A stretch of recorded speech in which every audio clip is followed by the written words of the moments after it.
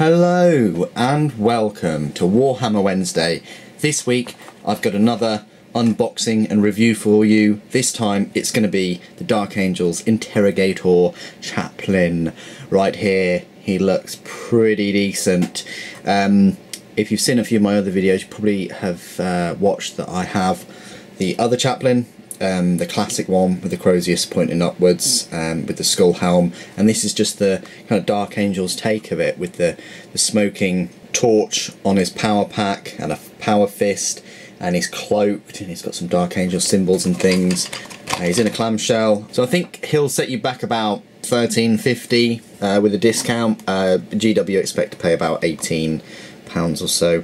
Without further ado, let's unbox this. If you've watched my other videos and things, you'll probably understand why I've gone for this Chaplain. I've got quite a few Chaplains now.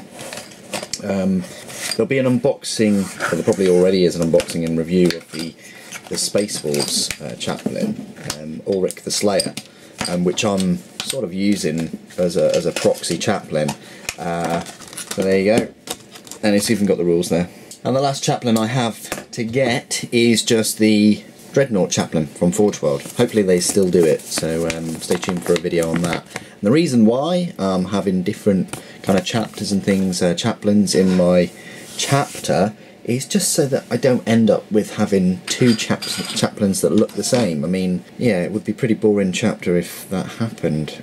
So I'm going to try and make all the models look slightly different. I know I can't really escape that with some of the vehicles, and obviously, you know, the tactical marines and devastators and assault marines, but at least their poses will be slightly different. So this is just your normal 32mm base. It's not the small base, it's the larger ones. And this is the sculpt itself. Extremely well detailed. Looks like it's going to take 5-10 minutes to put together. Nice touch is the skulls on the power pack. It looks like a little door for the power pack. Torch is obviously great. Cloak, the Crozius. I love the Crozius there with the purity seals, ribbons on there, and the power fist, nice and chunky power fist. And then the hooded kind of skull mask. I don't know if you can see the hooded kind of skull helmet. I don't know if you can see that there. So yeah, there we go. In the next part of the video, as always, you'll see this model built. I'll go through a review of it. So join me in part 2. And welcome to part 2. Again, for some reason, a load of Terminators just decided to deep strike around this Chaplain. So let's go straight in there and have a look. This is kind of what he's going to look like. I might change the robes around. I might have red and black instead of the green. I don't think I'll have green for him. Probably won't have purple on the inside. It might be red, like a dark kind of crimson red. But this is the miniature, the Dark Angels Interrogator Chaplain. It's a decent looking Chaplain. It would have been cool if he didn't have a hood on, but you know, it's Dark Angels, isn't it? But I'm sure I'll be able to put a lot of skulls and things like that, paint them in a kind of bleach bone, kind of, so that the troops can identify him on the battlefield a little bit easier. Like his power fist, it's got some iconography on it. It does look a bit funky, so because it's a bit odd. It looks like his fist is kind of enlarged, rather than on like Terminators where it kind of, you know, works with the model. And it's difficult to get a power fist that doesn't look like that on a Space Marine with power armour. But my case in point is, I really do think Space Marines are getting bigger. Don't know what it is, don't know whether it's because of the Golden Throne failing or something like that, but if we just look at a Space Marine Terminator, for instance, from 12 years ago, we can see that power armour Space Marine is pretty much the same height. And I know you're probably going to say, well, yeah, they are the same height, Super, but with the armour and things, it's normal Space Marines are getting bigger and bigger. But you'll have to watch my separate kind of rant video, I suppose you'd call it, to kind of get where I'm coming from completely. Anyway, lovely miniature, lots of detail.